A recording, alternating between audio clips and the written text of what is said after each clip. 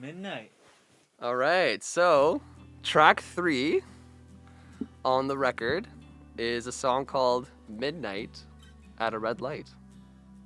No, it's not. It's just called Midnight. It's just Midnight? No, it is. Is it? It's called Midnight at a Red Light, Adriano. See, this goes to show you how long it's been since we've talked about these songs. This is kind of like a nice recap for us. I think we should mention, just in case nobody looks at the date that this is recorded or posted, this record got put together throughout COVID. Yes. The beginning of it. We started January 2020. Technically, we started December 2019. The last week of it, right? Pre-production. Yeah. And we were almost done recording everything, and then March hit and the world fell apart. Buddy. So because of that, we are here in January 2022 talking about the record that we made 2 years ago. 2 years ago, basically, yeah. So, I don't remember names, I'm sorry. No, it's okay, man. It's fine. But yeah, just so you guys are aware of the behind the scenes for us, you know, like we've been sitting on this record for, like Adriano said, 2 years. Yeah. Or since we recorded it, but then like it was finished like last year, right? We've been sitting on it completely done for about a year. For about a year now. Yeah. And now I can finally put it out, right? Yeah. And like obviously these videos will be out after it's come out, but yeah, it's just wow, what a journey. But yeah, anyways, track 3 Crazy times. on the record. If you haven't watched track 1 and track 2, go check out that video. This is track 3 and 4. So, Midnight at a Red Light. Yeah, what do you want to talk about with Midnight at a Red Light? Well, why don't you just say what the song's about? Sure. There's a good story behind this song too. So basically, Midnight at a Red Light was actually a school project song. Do you remember that? I do. So we had a teacher, I believe it was Linda's class, I think, right? I don't know that. You don't remember? Yeah. I'm pretty sure it was Linda's class. Shout out Linda if you're watching. Linda, you are the best. You're the best. Thank you so much. You pretty much birthed this song. But yeah, so we had a teacher named Linda, and it was her class while we were in Seneca together for music. And she had this assignment where she had like this hat, and she had like printed out just song titles. Like a bunch of different song titles that she made up the night before. And cut them all on paper and put them in a hat, right? And the task was, you pull out a title from the hat, and whatever title you get, you have to write a song from that title. And so, you know, she goes around the room and we're all picking songs, whatever. Do you remember your title? No. Okay, well there you go. So, my title was Midnight at a Red Light. And I honestly didn't remember that is where the song came from. Well, there you go. It's a shock to Adriano too. There you go. I knew. Now we're all learning. We haven't been in school in like 4 years. 4 years, yeah. Like that. So it's been a while. I knew that you did it over a project, but I forgot that it was that one. Yeah, it was that assignment. It's like coming back to me. It's come back to you now, yeah. So I picked up Midnight at a Red Light, and I was like, this is perfect because this is like right down my alley. I write sad songs. This is perfect. I mean, I guess you could take that any way you want to, but like my mind was like, I'm in a car. It's midnight. Shit's fucked. Like, you know. So I had this like guitar thing, like this guitar part, like the do do do do do do do, like that melody, just floating around my head for like I guess the last couple of months in that time period, and I had nothing to do with it. Like I couldn't come up with any lyrics for it, or whatever like that. And so I got the song title. I got in a room, and I was like, oh yeah, there's that melody that I have. Like maybe I can write this song to that, right? And it just kind of came together. Like the words just started spilling out of me, and it was a lot of imagery. It was a lot of like me like imagining myself being in a car. It's midnight. It's dark. I'm driving out like in the country somewhere, like in like rural roads. There's not much to look at. There's a lot in my mind, like like as a lot of you guys could probably relate to, and even yourself, Adriano. Like you ever have those nights where you're just like you can't shut off your brain. Yeah. You're just like, oh, there's so much going on in my life. Like I just need to go for a drive. Yeah. And like that's kind of how I imagined the song, like the whole like theme of the song. And so I just try to write from that place of like, my life feels like a movie. It keeps playing the same scenes over and over again, like that kind of metaphor. And yeah, the chorus, I'm really happy with the chorus. It's a really strong chorus too, like using the title in the chorus. And I gotta give props to Linda for helping me rewrite the chorus to my eyes are bloodshot, you're in my blind spot. Yeah. I just think that's a really cool line, and What she an helped amazing line. workshop that with me, and it was just like, wow, like it just sums up everything really well about what I wanted to say in that song, you know? And it's like one of the more stripped back songs on the record, I want to say. Ish. Like they're more stripped back than that one, but like in terms of like just be like raw, like it's a really raw song on the record. Absolutely. And to follow up Pretending and Drifting, it's like you're up here and then all of a sudden it's like boom, midnight, you know? Yeah, yeah. And so Taylor does this thing where he plays these like beautiful guitar parts. And I'm like, what are you playing there? He's going, I have no idea.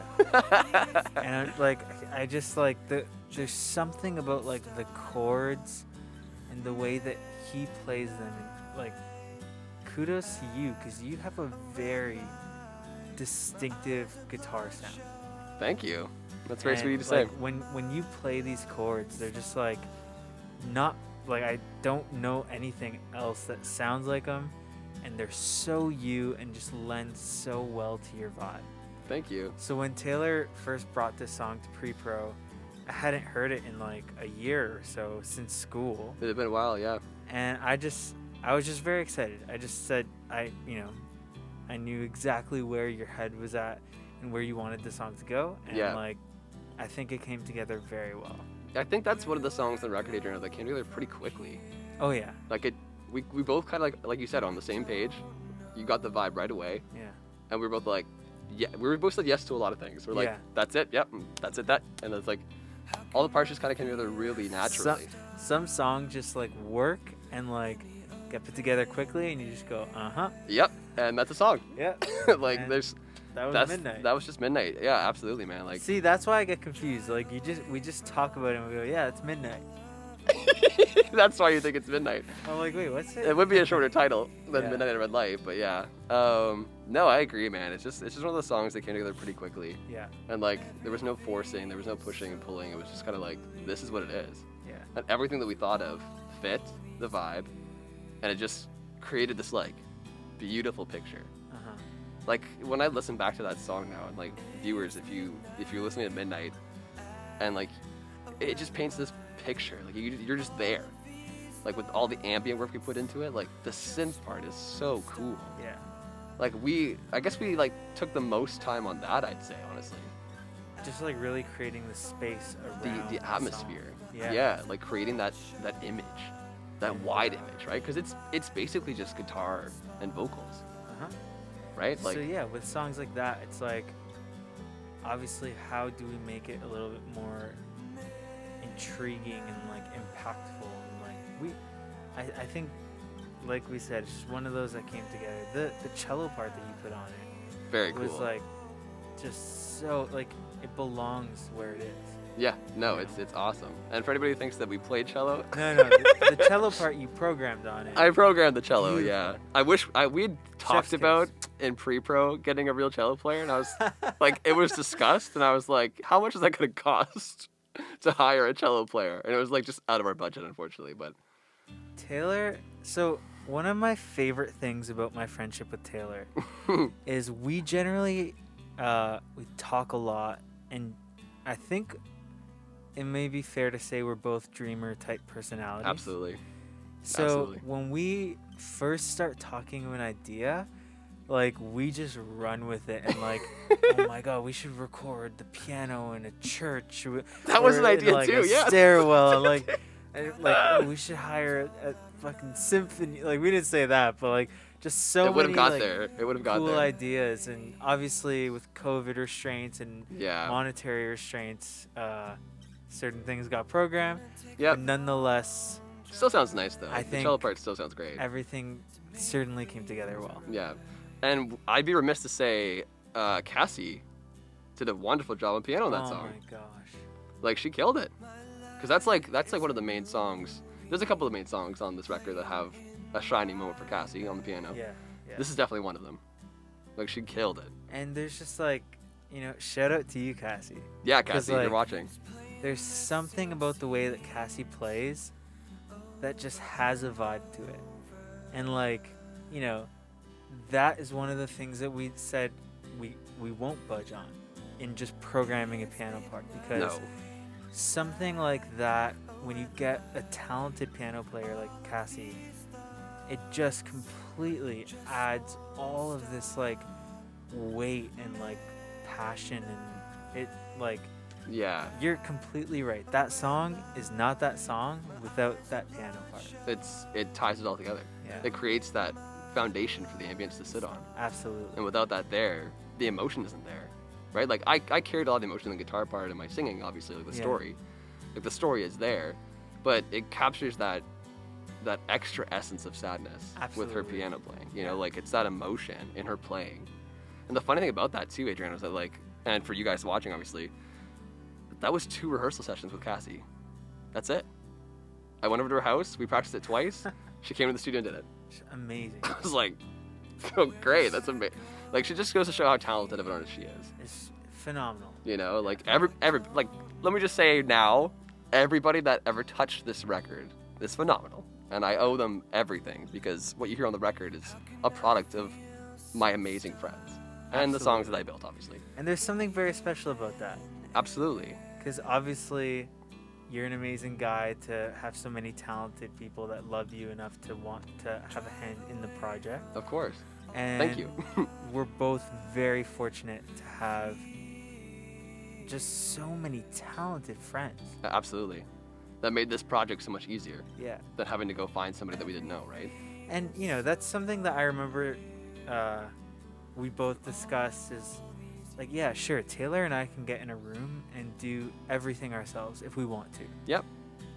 But there's something about bringing an objective ear and personality and getting the characteristics of how somebody plays or like their thoughts on a song, and that completely changes where the songs form and end up. Absolutely. Yeah. So the fact that you had so many friends, talented musicians, have a hand in lending their ideas, their tone, and their playing, Yeah. it is, you know, completely made this record what it is. Absolutely, man. I couldn't agree more. And like having such a talented, amazing person to work with like yourself Oh, thank you. on the record, being like the grand master, tying everything together, you know, like it just, yeah, it's just, not too many people get to sit here in my position as a starting artist, or like, I've been in the business for a while, but like, this is my first full-length album. Full-length record, yeah. Right? Like, I've been working on this project that got finished, Yes. right? We won't get into that, but like, yeah, this is the first full-length album that's out. It's finished, like, and not too many people in that position get to say that 90% of it, or 100% of it, is all their amazingly talented friends Incredible. involved in this record. Yeah. And not just like random session players that you had to pay for or whatever. Like, obviously, I pay my friends, but like, you know what I mean? Like, Yeah, totally. who gets to say that they built a record with their friends? Yeah. And everybody on it is like super talented, and you love them, and they love you. Just It's amazing. It just adds the cherry on top to enjoying the journey, which was making the record. Yeah, it was such a journey, and like, I think a little bit of that went into the name as well. Yeah. Learning to live with precious time. I think that's kind of like, that was a precious time for us in those 2 years of making this record. Yeah. And I wanted to hold on to that as long as I could, and it'll stay with me forever, obviously. It was Like, amazing. Yeah. I'm never gonna forget about this experience, but I think it's kind of tied into that, right? And just like to cap up Midnight, like I go back and listen to that song, and it's just like, it still hits me, man. Like, it still gives me goosebumps. Like, oh man, yeah. like the synth parts and like the melodies and the beautiful piano by Cassie we talked about, and just a beautiful mix job as well, Adriano, and mastering. Like, it's just, yeah, it's just one of those songs that hits, man. Yeah. You know, it's a different flavor on the record. Yeah. Totally. It's really the only one that sounds like that on the record, I think. Like, next to maybe Opaque, maybe, but that's, you know, like, we'll get there. Yeah. But yeah, do you want to move on to the next song, or? What? Yeah, we'll check out the other video that has that. But Right. so that's track 3. Great. So track 4 on the record, Adriano, is "Follow My Heart." Oh man. I'll let you start this one. What do you want to say about "Follow My Heart"? Another song that had quite a journey. Oh man. Because we used to play this in our old band. Oh man. Oh man. Remember that version? I do now. Wow. Yeah, I bet you forgot about that. My God. So for those of you who don't know that are watching, Adriano and I used to be in a band with Lena and Jesse, all the people that are on this record. Yeah. And we were called The Common Chase. Yeah. And I had this song called Follow My Heart, which is track 4 on the record. Another song that I wrote in the UK, actually. I wrote it before drifting. I think I wrote it like right when I moved there, actually. And I played it a lot at like pubs and stuff like that, and open mic nights in the UK to test it out, see how it would do, right? And everyone seemed to really like it. Like the chorus is super simple, obviously. It's just Follow My Heart a bunch of times, but I don't know. It's just like it's it's one of those songs that Adriano hates that I wrote because I'm trying to get better at it now. But like I wrote that song not knowing what the hell it was about, and there was no intent. It just kind of like flew out of me, and I had to sit with it for a while and like create a meaning for it, you know. But yeah, so it started from like 7 years ago, and took on so many forms. I did not even remember. Like it did not click that. Like we said, it's been a while. Yeah, like that totally forgot about the Common Chase version. That version's crazy. I love that. I love that version. Oh, that version is just like way more upbeat. Yeah. Super fun. Almost like punky in a way. Yeah. I don't know if not I'd say punk. that. That's a little less pop rock. Just like super. Just yeah, up-tempo. just super like modern, like more. I would say more dancey. Okay, yeah. Right. Like Yeah, the super like poppy, like just makes you want to move your feet. Yes. In a beautiful way. Yeah. And correct me if I'm wrong, but when Taylor brought Follow My Heart for pre-production, he wanted it to be completely acoustic. I did, yes. And, you know, I'm there, I'm just like, oh man, but like, you know, the band version was so good. What if it was just like I know we don't want to have it like so upbeat, but what if it was like there's still a band, but it was like how you're playing it now? And then I don't remember exactly how it came to be, but I just remember saying like, Taylor, this is like a beautiful campfire song. It is, yeah. And when the band comes in at the end of the song, like that is the vibe. It's so perfect. Like it's totally like, you know, like cool random like natural jam around the campfire, and like, you know, someone's on a cajon and someone's like has a tambourine, and then people like, are clapping. People are clapping, and it's like, it's just such like to be honest with you, like that makes a song to me. Absolutely, dude. That makes me feel like we're all, you know, out in northern Ontario somewhere like on a campsite, and like we're just loving life, having a good time, and like connected through music. Yeah, absolutely, dude. I agree with you 100%. That it's definitely the campfire song on the record. Absolutely, it gives that campfire feel 100%. And I think it's a perfect marriage of both ideas that we had. Yeah. Or even just like both versions that I've been playing for the last 5 years before entering pre-pro, or even recording it, because I don't think we even had that idea in pre-pro. I don't think that idea birthed until like mid-recording set, like into the recording, right? Like of having it be the acoustic version that I wanted for like that first part of the song, and then when the bridge comes in, like whole band comes in, and the song ends as a whole band song. Like I feel like that just creates a beautiful dynamic. And the way truthfully, I don't even remember how it happened. Me neither. I honestly don't remember either. But the way that like the bridge kind of slows and fades out into that like band part is just like so beautiful. Yeah, and it hits so much better too because oh, that. Man. Because it feels like it's gonna go down, but then it has like that whole band that just kicks in, and like there's the clapping and stuff like that. Like it's just like a nice like grooving, you know, like that's just like it's another one of those that like totally just came together. Yeah, I think other than just like marrying those two ideas, which again I don't remember how that happened, just somewhere along the way in the studio magic world, but I think once we had that idea, it was just like boom, you know. And then Jesse killed it on the drums. I think you that. Played bass, I think. What's that? I think you played. Did I play bass on that? I believe so. No, it was Lena. Yeah, I'm wrong. It was Lena played bass on that. Yeah. Lena played bass on that track. Jesse did the drums and just killed it. Yeah. We did some claps Uh-huh. because you wanted to make it sound campfire, and I totally agree. Yeah. Actually, I think I was pretty adamant on having claps in the song. Yep. Because for those of you that have known my journey, I used to play that song a lot live before making this version, and I would have people clap along in the audience during that part, right? And I wanted to kind of capture that essence of a live aspect in the song, and I was like, I think it'd be really cool if we had claps in the song there to make it almost sound like it's a live or campfire performance, right? And so I remember you and me in your studio bed, or like your basement studio, and we had a mic set up in your room, and we just started like clapping. Yeah. And we tracked claps, and it made the final cut. It was great. Yeah, totally. It was really cool. Yeah. Yeah. And, No, I think it's great, man. I think I'm happy with the song. Like, Yeah. like we talked about that dynamic, from like having it stripped back acoustic to like that full band outro. It's just so cool. Awesome.